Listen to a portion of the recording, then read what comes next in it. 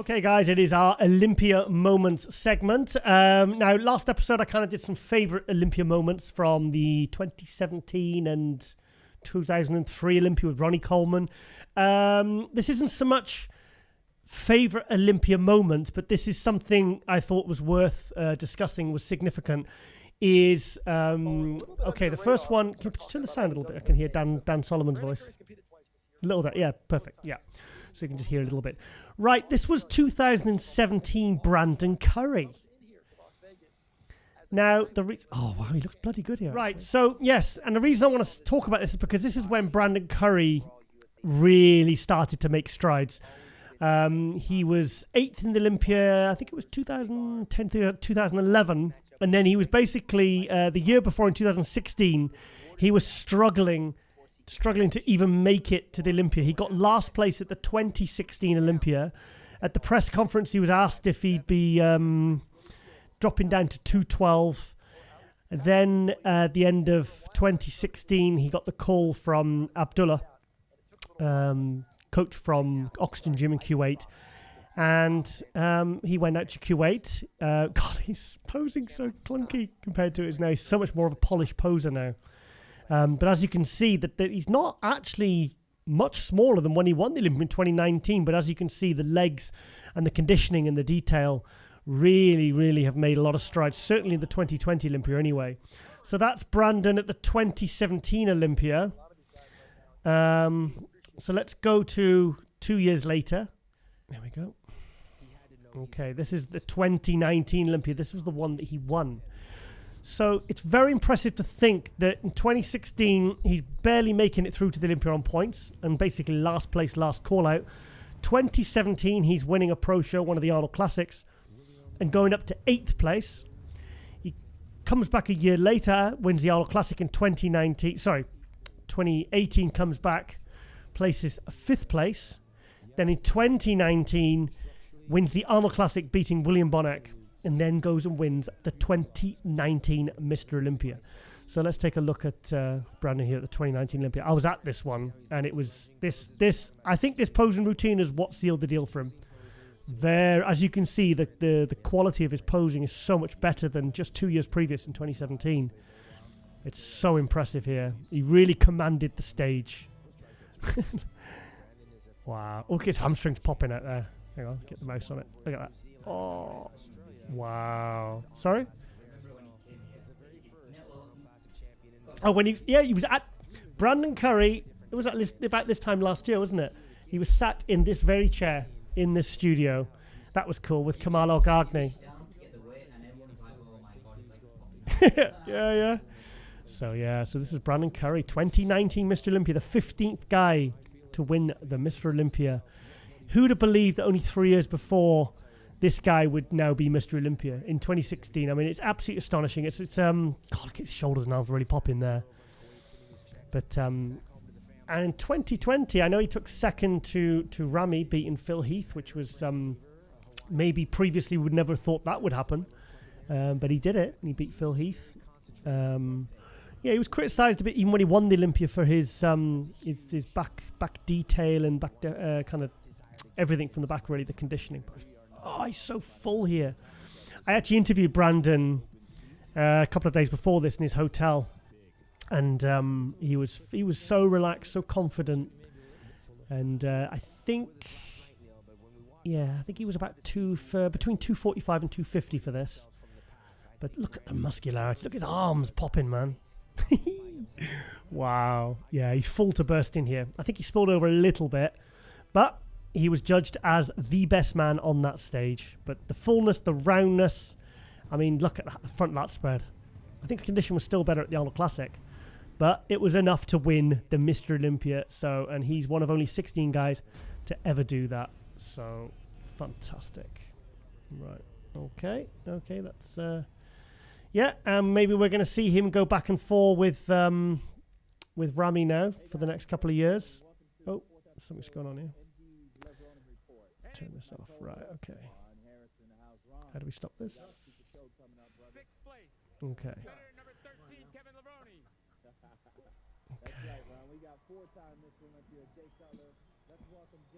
Second. We can edit this.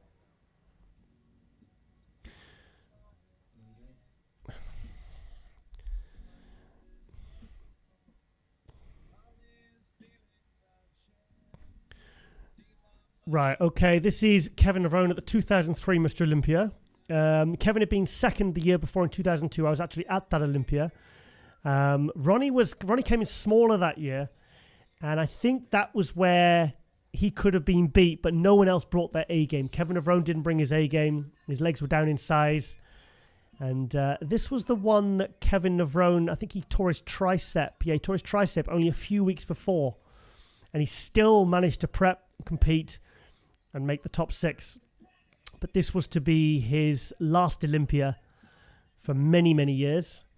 It's not Kevin at his best. He's not as good as he was in 2000 when he took second to Ronnie Coleman, or as good as he was on the Grand Prix tour in 97 when I saw him at the British Grand Prix, where he absolutely destroyed everyone. Everyone. Nasser, Chris Cormier, Paul Dillette, Ronnie Coleman. But Kevin Levrone, even when he's at 80%, he's still so impressive. Wow, see the legs are starting to go a little bit there. But yeah, still good enough to make top 6. Actually, arms still huge. But yeah, Kevin Levrone, man, what an amazing body. He's my all-time favorite bodybuilder. Good poser, very good poser, one of the best. I'm guessing this routine's not very choreographed. I can tell by the way he's hitting the poses. You can see him thinking about the pose he's hitting next. Still, I can tell because I like watching. I've watched all of his routines hundreds of times. But yeah, he called it a day after this, retired, and then stopped training altogether and was doing videos where doing spoof videos where some guy came up, a couple of guys said, and he says you look just like Kevin Levrone, and it was Kevin Levrone. But yeah, Kevin Levrone, amazing. Fantastic. 94, I think. 94 Olympia, when he took third to Dorian Yates and Sean Ray, was actually my favourite look of Kevin Levrone, because he somehow managed to bring a different look every single year. But yeah, he's not one of my all-time favourites. He is my all-time favourite. Right, okay, so let me show. This is Kevin Levrone 13 years later, making a comeback. I think he was over 50 here. Yeah, 13 years, as the commentator's saying. Can you just turn the sound down a little bit? I'm hearing the commentators can hear voices in my head. See, I was at this Olympia. Sorry, this was 2016. 2017. Amazing. Yeah. Yeah, I mean, he was last place in this one. For me, I was impressed. I was impressed the fact that he managed to come back after 13 years. He had a lot of problems. He was having blood drawn out of his knee a few weeks before, hence why the legs were really kind of downsized. But the upper body, I mean, it's not, the conditioning's good. I don't think he did himself any shame doing this. At least he said he was going to do a comeback, and he did the comeback. But yeah, and he did bring a lot of excitement to this Olympia. A lot of excitement. Yeah, it was good to see him. Good to see him back. Good to see him. Yeah, my all-time favourite bodybuilder there. Okay, let's go to the next one. Right, okay, let's go to... This is the mandatories at the 2016 Mr. Olympia. This is the top 5. Okay, on the left, we have the 7-time Mr. Olympia, Phil Heath. That's Big Ramy there. I don't remember making top 5, top 6. Oh, yeah, it is. Dexter Jackson, the 2008 Mr. Olympia, still going strong. We have Sean Roden there, second in. Big Ramy, and then William Bonac on the far right.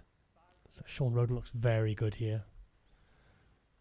Yeah, it's 2016. 2 more years, and Sean Roden would not just catch up with Phil Heath, but he would beat him. Let's have a look. See Ramy. I mean, he's just a completely different beast now. His condition's not bad here, actually. Not bad at all. He just wasn't quite nailing it like he did at the 2020 Olympia. But as soon as he nailed it, lights out, everyone was in trouble, and he won the Mr. Olympia. But do you know what's significant about this call-out, Colleen? What are 4 of the guys in that 5 got? Yep, 2008, 2018, 2011 to 2017, and 2020. And you've got William Bonac there, who's been second in the Olympia. I think William Bonac's placings have been 13th, 8th, 5th, 3rd, 4th, 2nd, 5th. Do you reckon he's got it? Who? Bonac. Bonac got what? You know, to get the Olympia. I'd like to think so, but I don't know. I think he'll be like Sean Ray. I think he'll be a good. I'd be very surprised if he ever fell out of the top 5 ever, unless he gets an injury or he really just loses hope. But Phil Heath's not dominating like I expected here. I think maybe he was missing Kai Green. No, because when these guys are in the shows, like 2007 when Jay Cutler did the Olympia, and actually Ronnie was in that one. I think once he knew he'd beat Ronnie, I think they take their foot off the gas a little bit, Jay was always his best when he was chasing someone. And I think with Kai Green not being in this one, saying that, Phil does look absolutely fantastic here. Yeah, fantastic. 4 Mr. Olympias in this top 5 here. Yeah. I forget what William placed in this one. Is this, well, he would have been 5th. I'm guessing Rami 4th. Still going, look. Wow. What if you could see me in the audience? Can you see me? Yeah. I was at this Olympia. It was fantastic. Sorry? I'm down at the front somewhere. That was a good Olympia. Look at that girl with the phone. How annoying. Who is that? I've probably just insulted somebody really important there. No way. Give me a selfie, you bastard. Oh, this is cool. Who is that? I'm going to inspect this footage later. Wonder if I can... Oh, it's Arnold. Have I just insulted Arnold's girlfriend? Was that her? Who's that? Is Arnold? There's Franco. Wow, Franco. Yes, I was I was about 6 rows behind Franco in the press pit. I had my press pass for the. I was in the photographers thing. I was there for Flex magazine, and they put me down as a photographer, so they gave me one of the best seats. And I was just there with my phone, annoying everyone, taking pictures. And they were like, all the photographers were like, "Why have you got one of the best seats, Giles? Aren't you supposed to be a photographer?" So there you go. Anyway, okay. Let's stop that. Right, okay. Oh, let's go a little bit, watch a bit of Jay Cutler. Yeah, let's watch a couple of minutes of this. Why not? So this is the 2000... Oh, my God, look at Ronnie. Oh, my God, game over. 2003 Olympia. Yeah, we showed some of this in the last episode. Gunter. Yeah, you weren't going to beat Ronnie again, mate. You pissed him off. You made Ronnie mad. You do not want to make Ronnie mad, because when he gets mad... He gets big. Yeah, so there's Gunter Schlierkamp, Kevin Levrone. What year is this? 2003. This was the one I didn't go to. Oh. I know, what a dickhead. Yeah, I was like, oh, Troy Alves is dropping out. So-and-so's dropping out. Ronnie wasn't looking that great at the 2002 Olympia. He was shredded, but, he was impressive. Obviously, he won, but I thought, oh, he's on the decline, so he's probably going to look even worse next year. Or not as good, sorry. And then a few weeks later, he gets beaten by Gunter at the GNC Show of Strength. And he goes, fuck it, let's just get massive. Came back at 287 there. I mean, you can really see how Ronnie just schooled everyone from the back, It was another 2 years, really, before Jay Cutler really certainly wasn't blown away by Ronnie from the back. The 2005 Olympia, I thought Jay really did the work to really bring his back up. Everything, his glutes, hams, all the detail, the separation, everything, the overall development. Because up to that point, it didn't matter how good he looked from the front or the side. Like at the 2001 Olympia when he took second to Ronnie, he knew he really needed to bring his back up, which he did with 2 back sessions a week. He did one for width, one for thickness. So yeah, so that's cool. Yeah, this was a good Olympia. This is one I wish I'd gone to. Just to see Ronnie Coleman when he walked out. Holy shit. Wow. Right, okay. But, yeah. Jay Cutler there looking cool. Still, Jay looked a lot better in 2001. Yeah. He was second again in 2004. Again, the gap between first and second was huge. But 2005, he really closed the gap, and it was close between him and Ronnie, really close. The year after, he beat Ronnie. Ronnie came back in 2007. Ronnie took fourth, and then Ronnie retired. And yeah, and then Jay went on to win 4 Mr. Olympias. Lost it in 2008 to Dexter Jackson. Came back in 2009 with the famous foot stomp, and just did basically what Ronnie did here, and did a lights out and just kind of destroyed everyone with one of the best Olympia looks of all time. You know, it's a shame we can't. Right, okay, I think that'll do. Okay, why does it keep doing this? Okay. Oh, we're going to show one final one. Right, the reason I'm bringing this up. Okay, the reason I'm bringing this up is because people now are raving about Akim Williams because he took 6th place at the Mr. Olympia in 2020. And they're saying that guys have gone from 6th to 1st. Rami did it from 2018 to 2020. Ronnie went from 9th to 1st from 97 to 98. And people are speculating that Akim Williams is tall, wide, got a big enough frame that he could jump up to 1st and beat Rami. So I put in my column, which is not out yet, which is out in about a month. I said, well, you're forgetting about another tall, wide guy that took 6th in the Olympia. And that's Steve Kucklow from the 2019 Mr. Olympia. Now, he is a guy, 6'1", 270. He's constantly improving. He's really nailing the condition now. And here is someone that, you know, like Akim, he's a guy that if he really put his foot on the gas and made the necessary improvements, who's to say that he couldn't jump up from 6th to 1st? Personally, I'm not sure. I could see him 4th to 6th. But, you know, that's the thing with bodybuilding. You never know. You never know what they can do in a year or in a couple of years. You know, Steve wasn't in the Olympia last year. He decided to sit it out. So he's had time to train, recover, rest, you know, sit in the audience and get that fire going. So yeah, let's see what he can do in 2021. I spoke to Steve a few weeks ago, and he said he wants to do the Arnold Classic. The Arnold Classic still, his back's a lot better. I think he needs to bring his back up a lot there. Yeah, this was the first semi-decent posing routine I've ever seen of Steve's as well, because I always give him shit for putting crap routines together. So, anyway, right, okay. And that is, how do we pause it? Yeah. Right, okay then, guys, that's it for our Olympia moments. Selected there from a few different Mr. Olympia contests. And, yep, okay then. We are out.